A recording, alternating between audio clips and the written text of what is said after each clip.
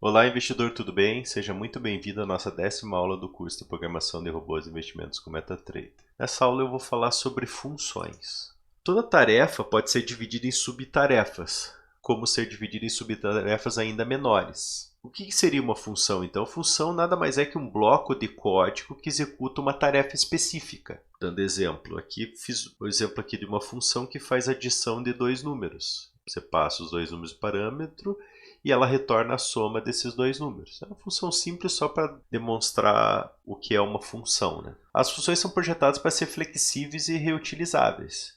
Sempre que você precisar executar uma ação específica, chame uma função para executar essa ação. A função contém todo o código e lógica necessários para executar a tarefa, e tudo que você precisa fazer é passar os parâmetros necessários para a função, se necessário, e manipular todos os valores retornados pela função. Nesse exemplo aqui, aqui, ó, tudo que está antes da chave é chamado de cabeçalho. O que é o primeiro campo aqui? O primeiro campo é o retorno. É o tipo que vai retornar a função. O segundo campo é o identificador. Tem que ser único. Não pode ter um identificador com o mesmo nome. E não pode ser nenhuma palavra reservada. E aqui os parâmetros. Nesse caso aqui tem uma função que retorna double passando dois parâmetros. E aqui, entre chaves, a gente chama de corpo da função. É onde as tarefas vão ser executadas, né? A junção do cabeçalho mais o corpo é o que a gente chama de definição de função. Então isso é uma função. Vamos lá para o MetaEditor, que daí agora eu vou mostrar na prática. Isso vai ficar bem mais claro. Então, aqui eu fiz 5 scripts para mostrar várias características das funções. Mas antes disso, eu queria mostrar aqui no help do MQL5. Ó, se você reparar aqui, ó, tem várias funções aqui, ó, funções comuns, funções para array, funções de conversão, funções matemáticas, funções de string, ó, funções de negociação, de arquivo, de rede, de objeto. Então, por que eu estou mostrando isso? Porque antes de querer fazer uma função, eu aconselho a dar uma olhada no help, porque tem bastante coisa. E talvez você não precise fazer a função, sendo que ela já tem pronta no próprio MQL5.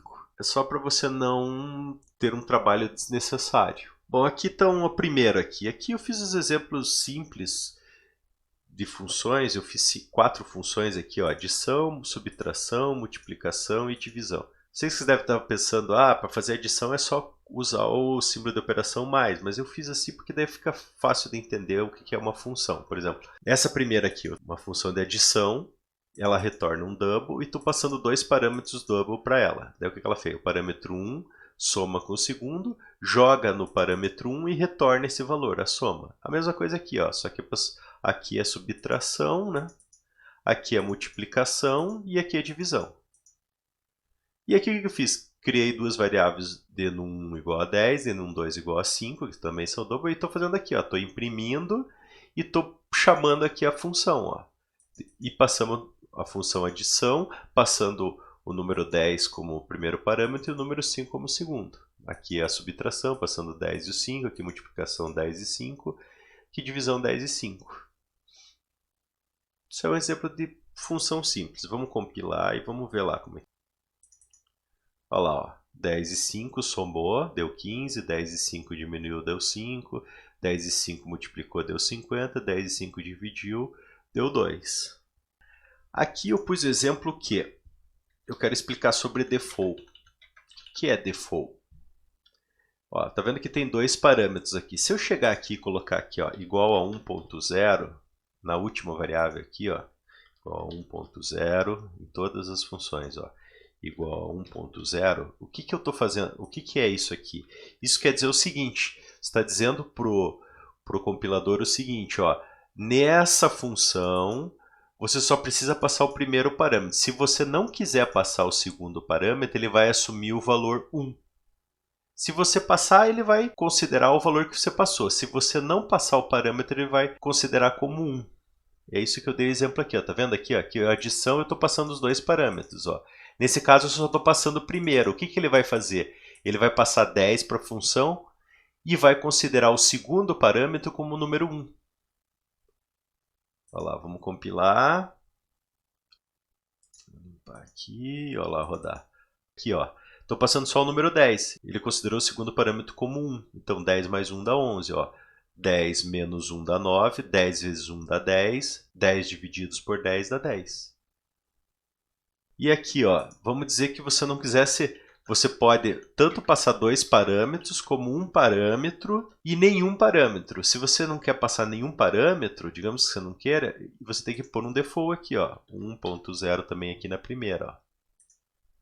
O que acontece? Se não passar nenhum parâmetro para essas funções, ele vai considerar os 2 parâmetros com o número 1. Aqui, ó.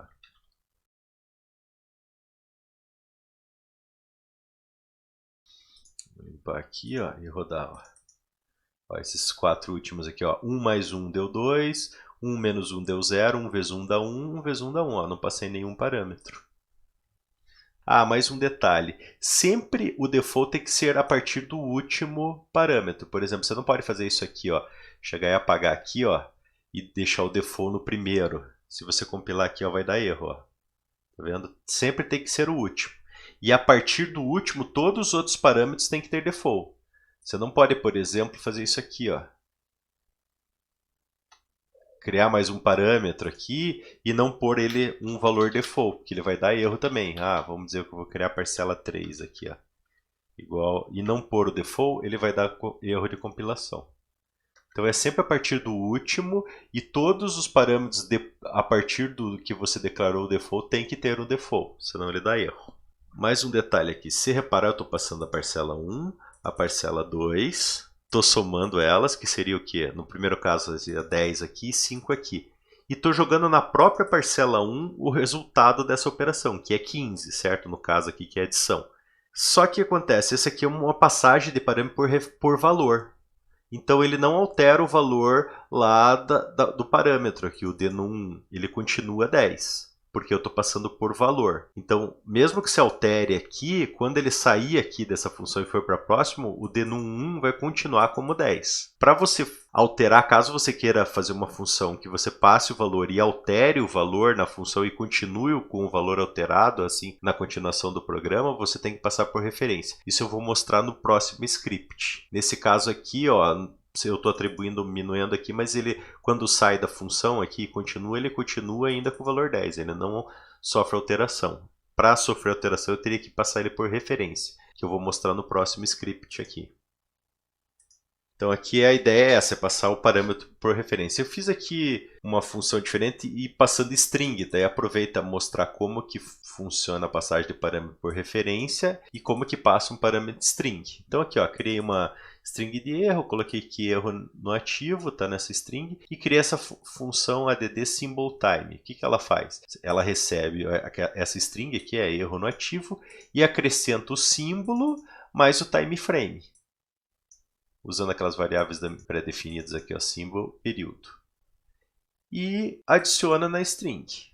Outro detalhe também que eu queria falar é o seguinte, explicar sobre o tipo void. O que é o tipo void? O tipo void é que quando você tem uma função que não retorna valor, você declara ela como void. Por exemplo, nesse caso eu não tenho retorno, eu só simplesmente estou incrementando o símbolo e o período na string, ela não tem retorno, então você declara ela como void. E aqui eu pus só para mostrar que é indiferente, você pode pôr o return ou não pôr. Das duas formas compila, ó. Compila e funciona. Eu costumo não colocar, eu tiro essa linha e não ponho quando é tipo void. Agora, se tem o tipo double, int, qualquer outro tipo aqui, é obrigatório você ter um return. Mas nesse caso que é void, não é obrigatório. Então ela veio aqui, colocou o erro e colocou o símbolo e o período no erro no ativo e imprimiu, certo? Vamos lá compilar e ver o que acontece. Olha lá, erro no ativo e acrescentou o ativo e o time frame. Mas o que aconteceu aqui? Ó? Eu passei erro no ativo, ele foi lá e adicionou, e depois que saiu da função, ó, ele veio com a string alterada. Por quê? Porque eu passei o e-comercial. Quer dizer isso, que eu estou passando o valor por referência. Então, qualquer alteração que esse parâmetro sofrer aqui dentro dessa função, ele continua na sequência do programa. Agora, ó, se você tirar o e-comercial e compilar, ele também funciona. Mas o que vai acontecer agora? Ele vai passar erro do ativo, vai jogar o símbolo e o período, mas quando ele sair, ele não vai vir com sim, porque eu tô passando por valor e não por referência. Isso aqui ele vai desconsiderar. Vamos lá, vamos compilar. Olha lá, se eu rodar de novo, ó, ele só aparece erro nativo. Se você quer que a alteração continue depois na sequência do programa, você tem que passar ele como referência, como E comercial aqui, ó. Daí ele continua. Por já aproveitar para explicar, você pode criar uma string nula aqui, ó. Não vou passar nada, ela vai vir como nula e ela vai acrescentar o símbolo e o período. Você pode definir como nula uma string que não tem nada, né? É só um detalhe. Aqui, ó, se eu rodar agora, ó, ele só vai trazer o ativo time frame, porque a string está nula. Vamos para o próximo.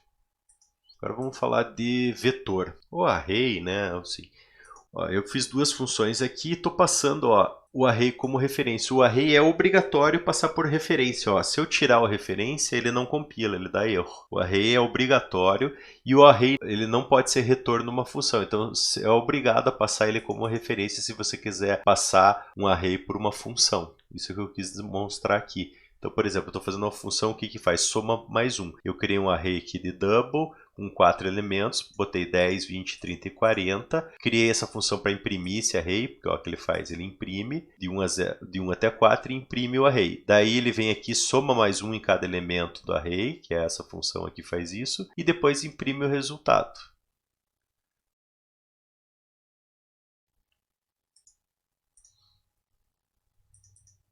Olha lá, 10, 20, 30, 40, daí somou mais 1, ó, 11, 21, 31 e 41.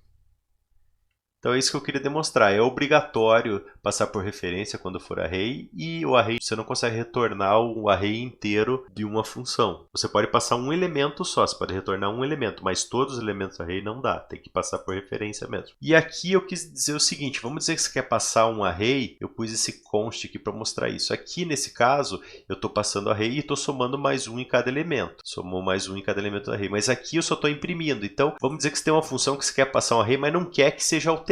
Como ela é passada sempre por referência, para ter certeza que ela não é alterada, você coloca a palavra const. É isso, eu acho que de array é isso. Agora vamos falar de sobrecarga de funções. Sobrecarga de funções é o seguinte, você pode criar funções com o mesmo nome, mas o que acontece? Tem que ter algum parâmetro diferente ou retorno diferente, porque senão dá erro. Certo? Por exemplo, aqui eu fiz uma função adição que passa 2 parâmetros e retorna um double. E fiz outra função adição que passa 3 parâmetros e retorna um void. Então o que faz? Quando o programa rodar e você chamar a adição, ele vai ver aqui, ó, por exemplo, eu criei aqui ó, o número 10 e o número 5. Criei uma variável de resultado aqui, que eu joguei 00. Estou passando 3 parâmetros. Então o que o compilador vai fazer? Ele vai ver que essa aqui tem 2 parâmetros, então não é essa. Essa aqui tem 3 parâmetros, então é essa. Então ele vai usar essa função aqui. Tá vendo? Ó? E daí vai mostrar o resultado. E aqui eu estou passando o valor da soma por referência. Então ele vai jogar no resultado aqui o valor da soma. Ó. Em vez dessa função, que é o retorno da função que é a soma. Aqui não, aqui eu estou passando por referência o valor de resultado da soma. Né? E daí aqui estou imprimindo. Olha lá. Olha lá, 10 mais 5 igual a 5. Agora é o seguinte, vamos comentar aqui. Se eu colocasse aqui, ó, fizesse isso aqui, ó, de result igual a adição d num 1 e d num 2. Vai dar na mesma, ó. Vamos compilar, vai passar, vou lá rodar, ó. Vai dar a mesma coisa. Mas o que ele fez? Aqui nesse caso ele olhou, adição, vamos lá, tem duas funções, só que tem 2 parâmetros e um retorno aqui, então é essa aqui que eu vou usar.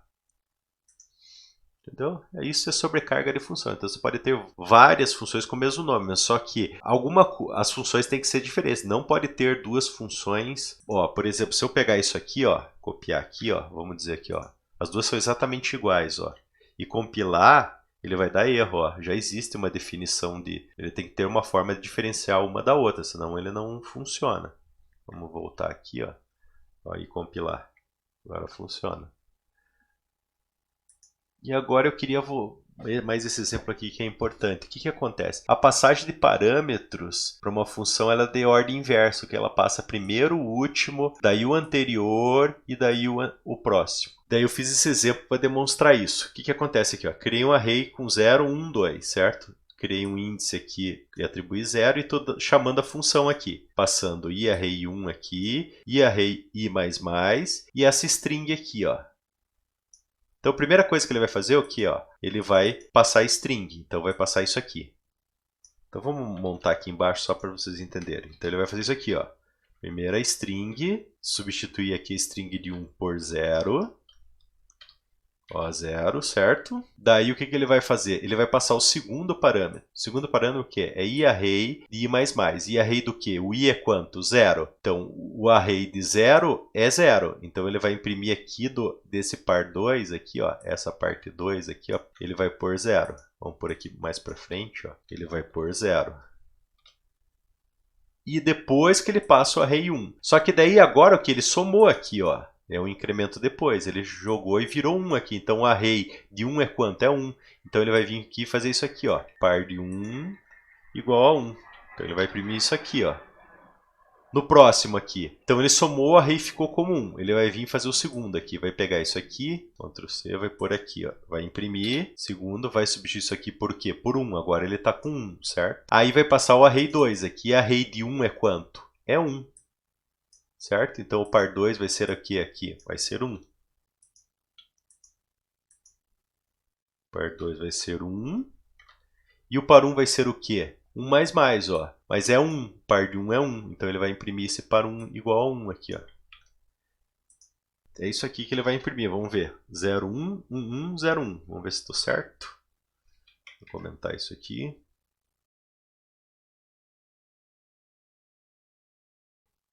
Vou ver se é isso mesmo. Olha lá. 0, 1, 1, 1, 0, 1. A ideia aqui era mostrar que ele passa os parâmetros de trás para frente, né? Do último para o primeiro, né? Na verdade. Por exemplo, se eu colocasse aqui, ó, mais i, já ia dar uma diferença, ó. Vamos compilar aqui e ver o que acontece. Olha lá, ó. Ó, é 2. Bom, eu acredito que funções seja isso. Vai ter bastante exemplos de funções nos indicadores, no robô. Não vai ter. Vocês não vão ficar com dúvidas sobre funções. Bom, muito obrigado. Até a próxima aula e aquele abraço.